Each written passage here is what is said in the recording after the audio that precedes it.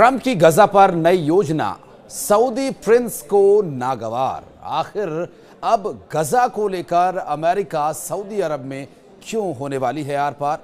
क्या America Saudi के बीच शुरू हो रहा है कोई नया वॉर? नमस्कार, मैं हूं आशीष त्रिपाठी और अब बात करेंगे डोनाल्ड ट्रंप ने जो गजा पट्टी के पुनर्निर्माण के लिए प्रस्ताव भेजा उसी मुद्दे पर। जी हाँ, ये एक पेश किया गया ऐसा प्रस्ताव है जिसके तहत फिलिस्तीनियों को बाहर निकालने की घोषणा की गई है। डोनाल्ड ट्रंप के प्रस्ताव ने अरब देशों को भड़का दिया है। मिस्र और जॉर्डन पहले ही ट्रंप के प्लान को खारिज कर चुके हैं।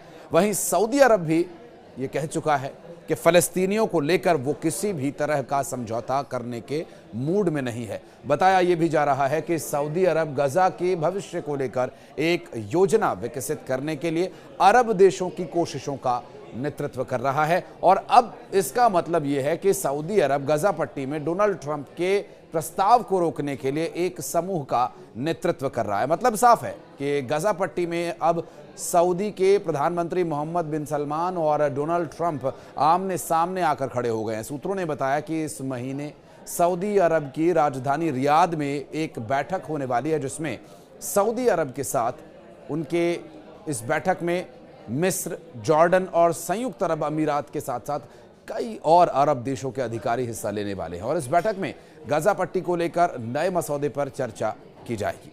मामले की जानकारी रखने वाले 5 अधिकारियों ने यह बताया कि प्रस्ताव में खाड़ी देशों के नेतृत्व में गजा के पुनर्निर्माण में लगने वाले फंड्स और उसके सौदे से हमास को बाहर रखने के प्रस्ताव पर बातचीत होने की संभावना है। सऊदी अरब और उसके अरब सहयोगी देश डोनाल्ड ट्रंप के इस प्रस्ताव से स्तब्ध हैं कि गाजा पर अमेरिका का कंट्रोल होगा और फलस्तीनियों को बाहर निकाला जाएगा। अरब देशों का मानना यह है कि इस प्रस्ताव से फलस्तीनी हमेशा के लिए खत्म हो जाएंगे। उन्हें जॉर्डन और मिस्र में विस्थापित किया जाएगा और फिर वो कभी गाजा वापस नहीं लौट पाएंगे। मिस्र और गाजा ने दो टूक कहा है कि इस प्रस्ताव से अरब देशों में अस्थिरता आएगी। इस बाबत जॉर्डन के किंग अब्दुल्ला ने डोनाल्ड ट्रंप से पिछले हफ्ते मुलाकात भी की थी। तो वहीं मिस्र के विदेश मंत्रालय ने एक बयान में डोनाल्ड ट्रंप के प्रस्ताव को खारिज करने की बात भी कही है। दरअसल सूत्रों ने यह भी बताया कि सऊदी अरब में डोनाल्ड ट्रंप के प्रस्ताव से निराशा और बढ़ गई है। सऊदी अरब का मानना यह है कि यह प्रस्ताव उसके फलस्तीनियों के लिए अलग राज्य बनाए जाने की मांग को ही खत्म कर देगा और इसके अलावा इजराइल के साथ उसके संबंधों के सामान्य होने की दिशा में जो कुछ डेवलपमेंट हुआ था ये उसके भी खिलाफ है। सऊदी अरब, मिस्र, जॉर्डन और अन्य जगहों पर 15 स्रोतों से खबर ये मिली कि अरब राज्यों की तरफ से जल्दबाजी में जो नया मसौदा प्रस्ताव तैयार किया जा रहा है उसके आधार पर एक तस्वीर बनाई जा सके।